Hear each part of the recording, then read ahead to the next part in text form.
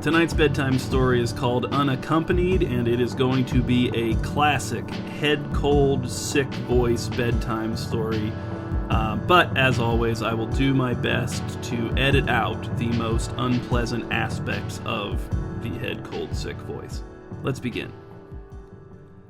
In the fading darkness just before night admits it may actually be morning, King Rowan waited for the groggy stable hand to bring Leggy, his swiftest horse, to the courtyard, saddled and ready to ride.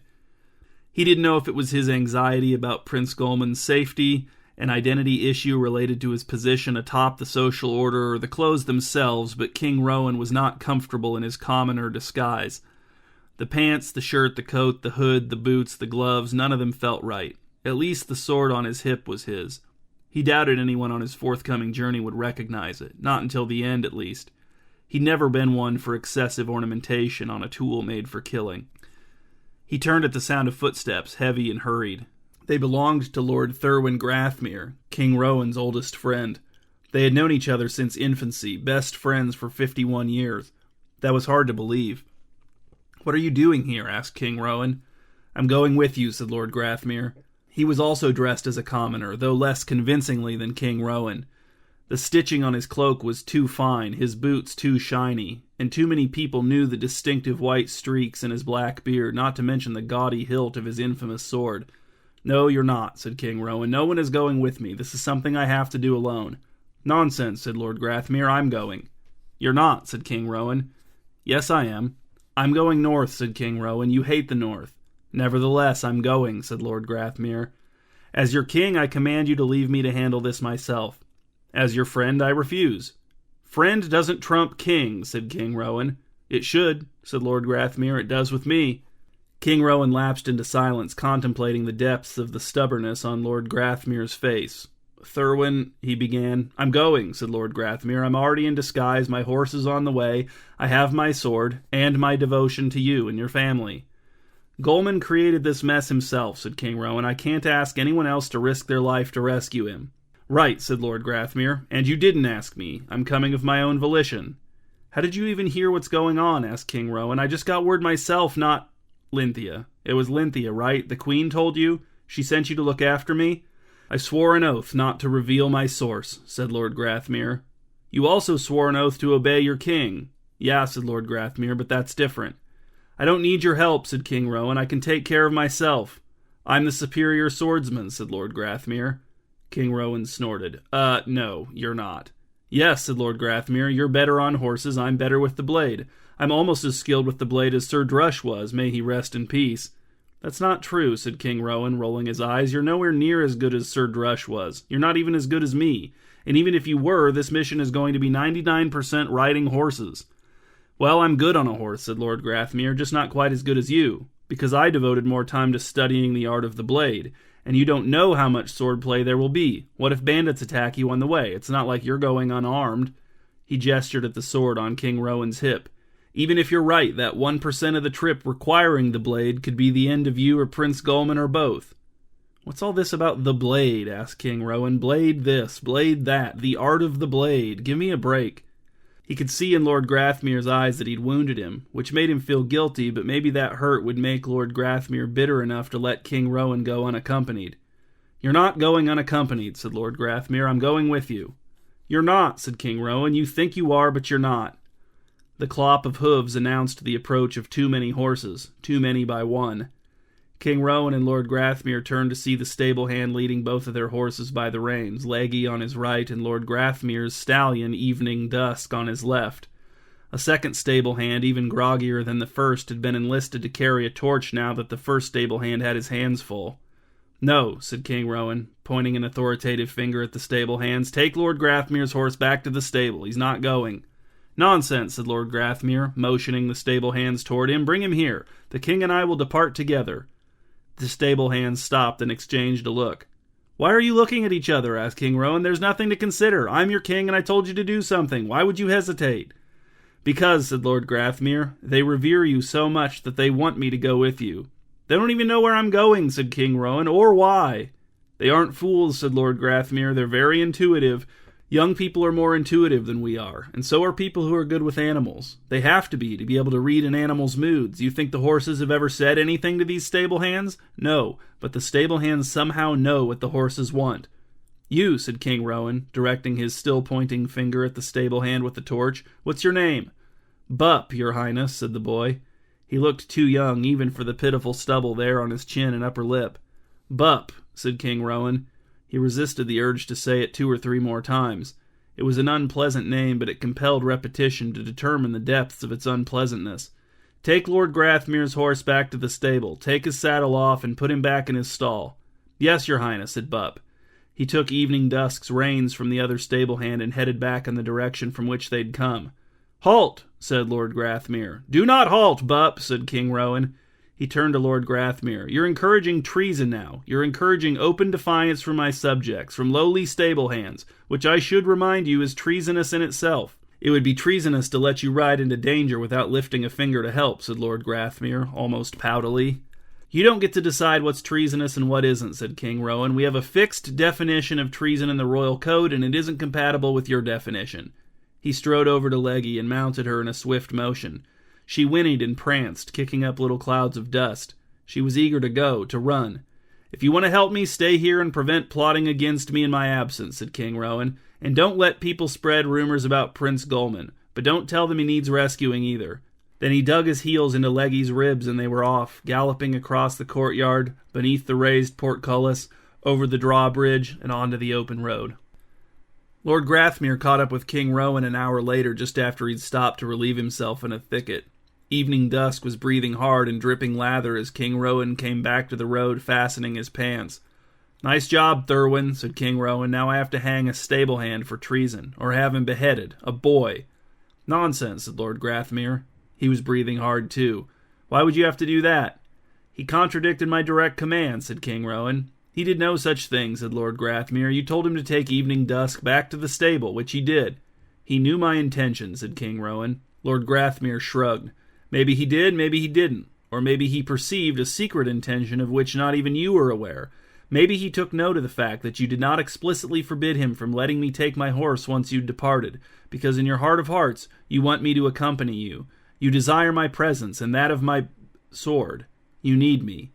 You're not coming, shouted King Rowan, scrambling back into the saddle. Go back to the castle. Never, said Lord Grathmere. I will not return to that castle until you do, my king. Well, that's where I'm going now, said King Rowan, and he wheeled Leggy around and pointed her back toward his home, his wife, and his son's empty chambers. Hold on, said Lord Grathmere, following on Evening Dusk at a trot to keep pace with King Rowan. You're abandoning the mission? You've given me no choice, said King Rowan. But you're not going to try to rescue Prince Goldman at all? Not until you let me go alone, said King Rowan. That's absurd, said Lord Grathmere. Isn't the prince in imminent danger? That's what the message said King Rowan. Makes your insistence on going along seem pretty petty, doesn't it? On the contrary, said Lord Grathmere, you're the one leading us in the wrong direction, sire. I'd say that makes you the petty one. You don't even know what the right direction is, said King Rowan. You said north, said Lord Grathmere. That's how I knew which road you'd take. King Rowan scoffed. There are a lot of places north of us, Thurwin. I know it was Lynthia who told you I was going to rescue Prince Goldman, and I know she didn't tell you specifically where I was going because she doesn't know. The message came from a bird, I read the message, I burned it, and I gave Lynthia a bare minimum of detail when I told her what I was leaving to do. That's fine, said Lord Grathmere. I don't need to know any of the details. All I have to do is go wherever you go, fight whoever you fight, watch your back, keep you company, and die for you if need be. King Rowan resolved to not say anything to Lord Grathmere for the rest of the ride back to the castle. Total silent treatment. To see how much he'd like that. The stable hands were surprised to see King Rowan and Lord Grathmere back so soon. No, don't take my horse, said King Rowan, only Lord Grathmere's. Then gather all the other stable hands and bring them back here. He hailed another passing servant who was carrying a basket. King Rowan wasn't exactly sure what kind of servant she was, but it didn't matter. He knew she would do what he said. When she came over to him, the servant girl seemed disturbed by the sight of her king in peasant clothes. King Rowan saw that her basket was full of eggs. Go fetch Queen Lynthia, said King Rowan, and tell her to come down to the courtyard. I have something to say to her and others. He glanced at Lord Grathmere and saw that he did not seem concerned at the departure of his horse. The servant said, Yes, your grace, and hurried off, eggs clicking together in the basket. The sun was up now, dousing the courtyard activity in gooey light. King Rowan stood holding Leggy's reins and patting her neck. It gave him something to do other than interact with Lord Grathmere. The stable hands assembled first in a disorderly cluster, murmuring among themselves. Minutes passed. King Rowan was about to send another servant after his wife when Queen Lynthia appeared. She was a small woman fond of wearing her hair in intricate braids. This morning her hair was not braided. It hung free to her waist, which meant a new braid must be scheduled for the afternoon and evening. She didn't wait for King Rowan to declare his reason for requesting her presence. She just started talking. "You shouldn't be leaving at all, Rowan, and you know it. You should be sending Lord Grathmere in your stead along with a whole troop of soldiers. But if you insist on going yourself, then the very least you can do is bring Lord Grathmere along for additional protection. He's the best swordsman in the kingdom now that Sir Drush is dead, and you just want him to sit here by the fire while you ride into danger by yourself? You want me to just accept the possibility of losing my son and my husband without doing anything to prevent it?" "I have an announcement to make," said King Rowan. He climbed back into Leggy's saddle for some additional authoritative height. "First, it has never been conclusively proven that Lord Grathmere is currently the best swordsman in the kingdom. Much has changed since the passing of Sir Drush. Others have been practicing, refining their skills, getting better and better, perhaps even surpassing those who are still perceived as superior. Second, Lord Grathmere is not allowed to ride a horse until I have been gone for 2 days. That is my wish, that is my command, that is my decree. No horses for Lord Grathmere. Not Evening Dusk, not any other horse. Stable hands, do you understand?" Some of them nodded at him. Others of them seemed to assume that the nods of others represented them as well. "My queen, do you understand my command?" asked King Rowan. "I don't understand why," said Queen Lynthia. "You don't have to understand why," said King Rowan. "I'm the king. I don't have to explain." "But I'm your wife." "Wife doesn't trump king," said King Rowan. "It does for me," said Queen Lynthia. "It should." "Agreed," said Lord Grathmere.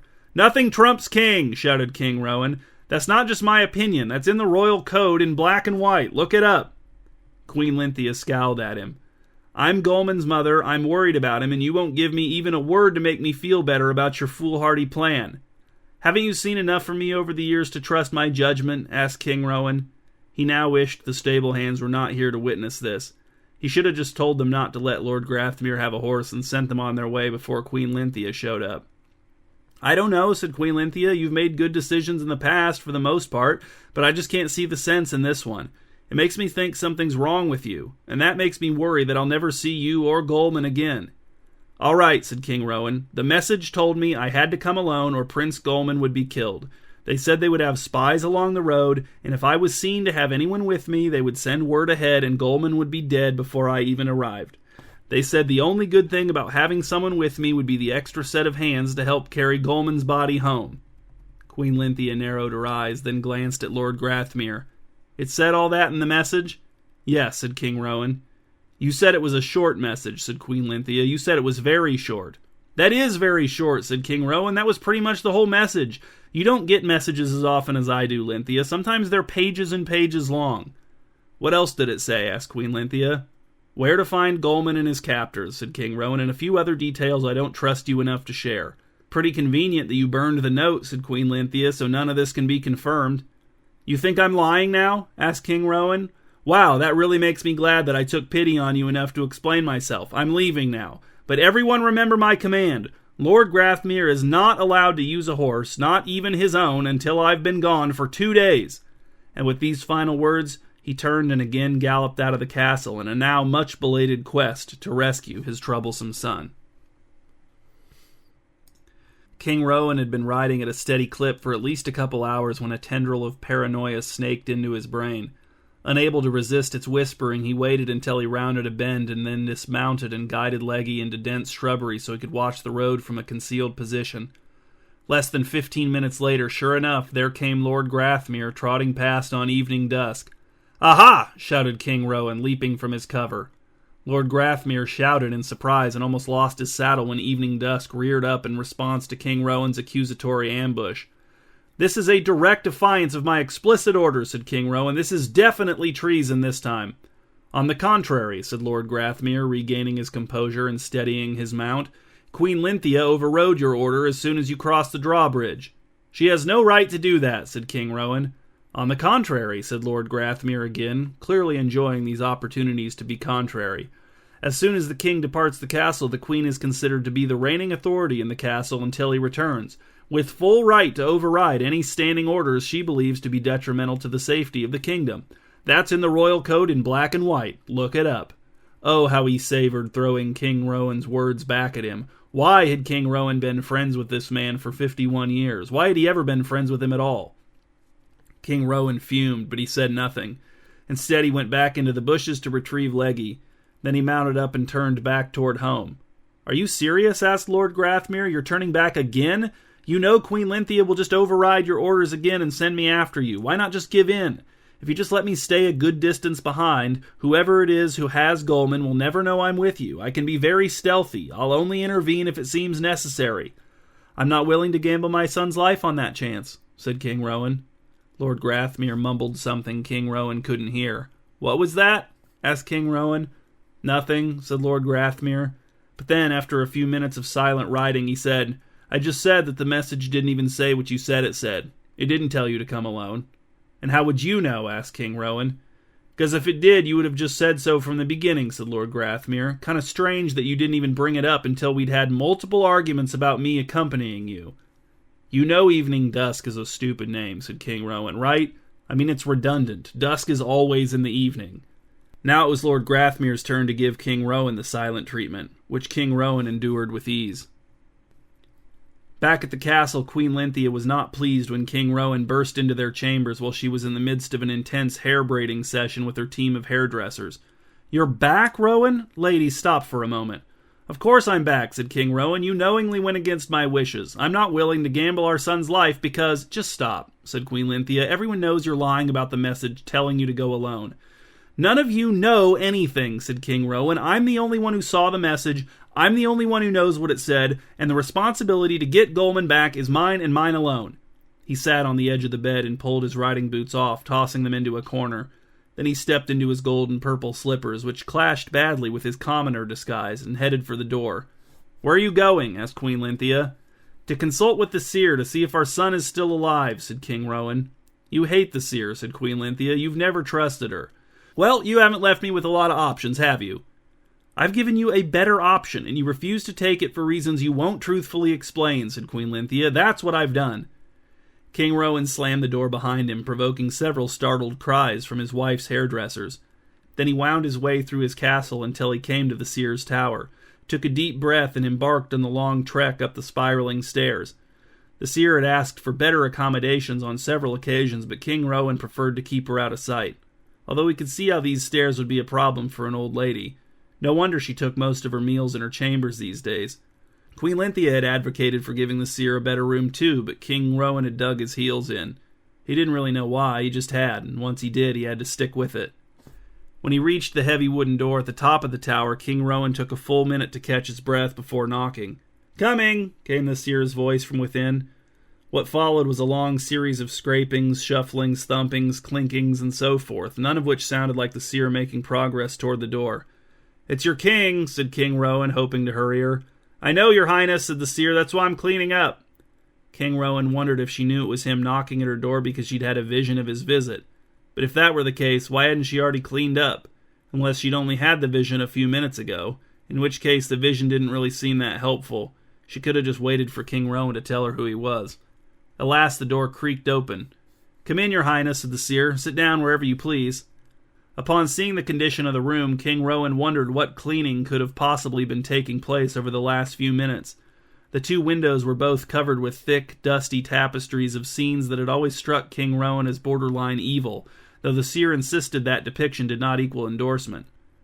The stone floor was covered with overlapping carpets, which were covered with several layers of seer junk, battered books, scraps of parchment, broken quills, dried-up ink pots, balled-up robes, animal bones, plates and utensils and cups never sent back to the kitchen, pouches of herbs, stoppered vials of liquid, candles reduced to misshapen lumps, and more.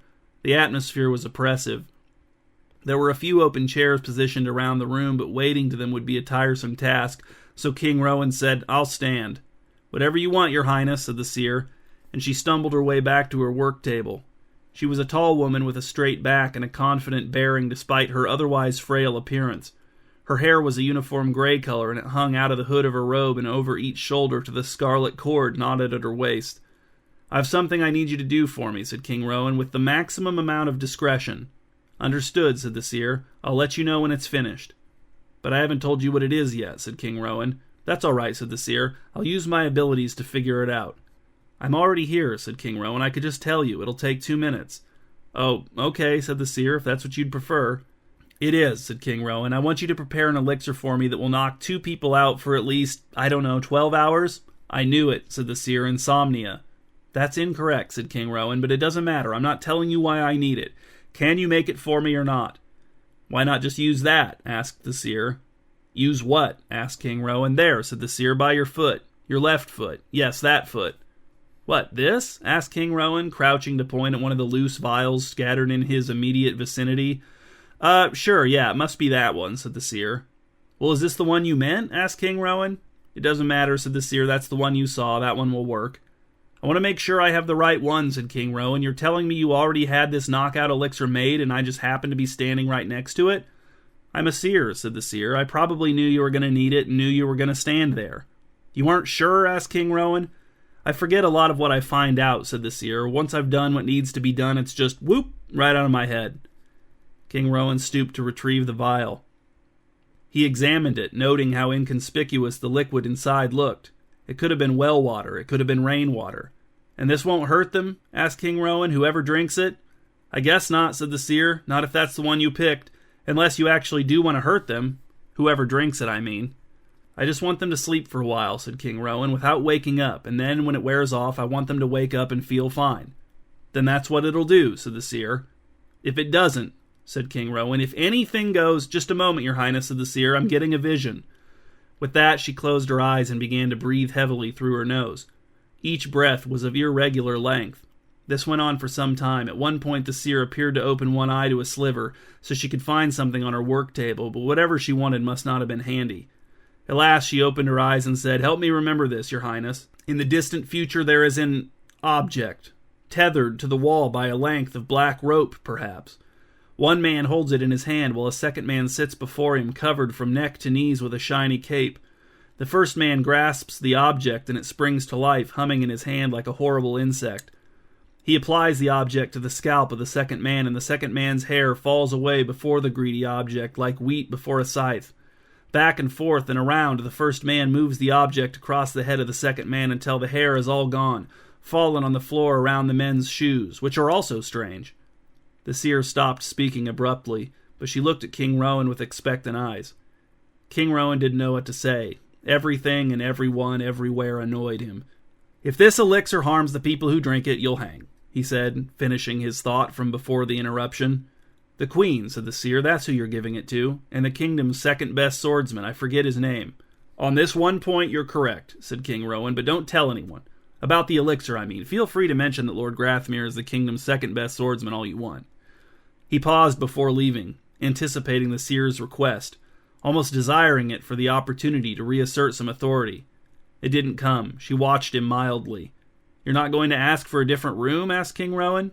"No need," said the seer. "I'll receive it shortly." King Rowan snorted, slipped the vial into his pocket, and departed to be about his devious work. It was easy enough to slip the elixir into Queen Lynthia and Lord Grathmere's wine glasses during dinner. No one was watching to make sure the king wasn't drugging people, or if they were, they didn't feel confident enough to confront him about it. After the queen and his oldest friend passed out in their chairs, King Rowan had servants carry them to their respective chambers and tuck them into their respective beds. Then it was only a matter of heading back to the stables, ordering the stable hands to again ready Leggy for a long ride, and he was off, with no chance of Lord Grathmere sneaking after him, or Queen Lynthia overriding his orders, or anyone else confounding his careful planning because they were so sure they knew better than him.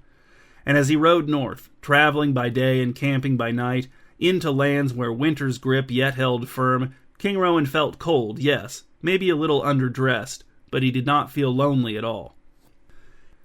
In the northern town of Muckram, where the burgeoning rebellion had only recently taken root, King Rowan uttered the code phrase from the message to a guard at the newly constructed palisade and was taken directly to the cell in which his son, Prince Golman, was held. The cell was in the back of the local jail, a drooping timber building that appeared to have been built to encourage escape attempts. There was only one guard on duty inside.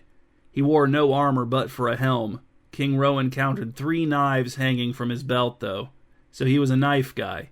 King Rowan had known a few, morons mostly. When Prince Goldman looked up from his straw pallet on the floor of his cell to see his father standing outside the bars, it took him a moment to process what he was seeing. Then he spoke. "Where's Lord Grathmere?" "I came instead," said King Rowan. "I'm your father, and it's my responsibility to rescue you." "You didn't bring him at all?" asked Prince Goldman, scrambling to his feet. "But I specifically requested Lord Grathmere." "Yes," said King Rowan, "but only because you didn't think that I, as king, would be willing to take the risk, even for my own son. You thought that I would let my kingly duties stand in the way. But father trumps king, Goldman. Not in the royal code, of course, but it should, and it does for me. And thus I am here." "What?" said Prince Goldman. "No, this is a trial by combat for my life, Dad. I asked for Lord Grathmere because he's the second best swordsman in the kingdom." "Exactly," said King Rowan. "But now, instead of the second best, you've got the best." Prince Goldman stared at his father in disbelief. His golden hair, bound behind his head in a golden ponytail, was dirty nearly to the point of being merely yellow. There was dirt in it. His eyes and cheeks were sunken. His rich clothing was torn and baggy. "Wait," he said, "you're saying you're the best swordsman in the kingdom? That Lord Grathmere is second best to you?" "Yes," said King Rowan, "I've been practicing. Well, not practicing, but strategizing, I guess you'd say. Devoting a lot of thought and willpower to improvement." "Dad," said Prince Goldman, collapsing against the bars, his voice breaking. "Dad, Sir Drush is alive. He's the one leading this rebellion. He's the one you'll be fighting in my trial by combat, and he is really mad about what you did to him." Prince Goldman began to weep. "He's going to kill you, and then he's going to kill me. With Lord Grathmere fighting for me, I thought there might be a chance, a slim one, sure, but there would be at least a sliver of hope, but now—" He trailed off, overcome. But King Rowan did not notice his son's despair. His heart soared and swooped within him like an exultant bird of prey. This was the opportunity he'd craved without knowing it, an opportunity he would have thought impossible. An opportunity to not only defeat Sir Drush, but Lord Grathmere too, and Queen Lynthia, the seer, the stable hands who hesitated to obey him, everyone and everything that annoyed him everywhere. His son, too, who was now sobbing. He would defeat him even as he rescued him. King Rowan could actually feel his eyes sparkling as he gazed beyond the physical confines of the shoddy jail and into the hallowed halls of legends where his statue was already being carved. He felt a sudden compulsion to henceforth refer to his sword as his blade.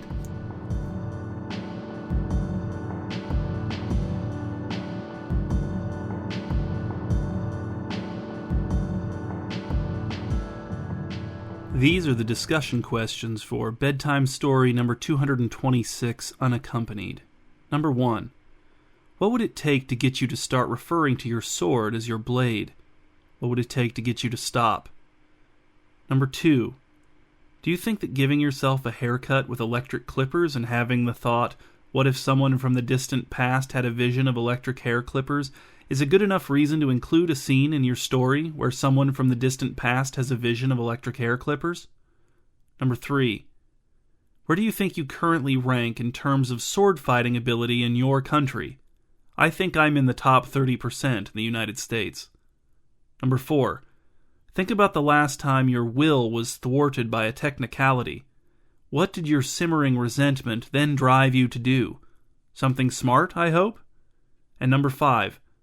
Can a horse name be both redundant and good?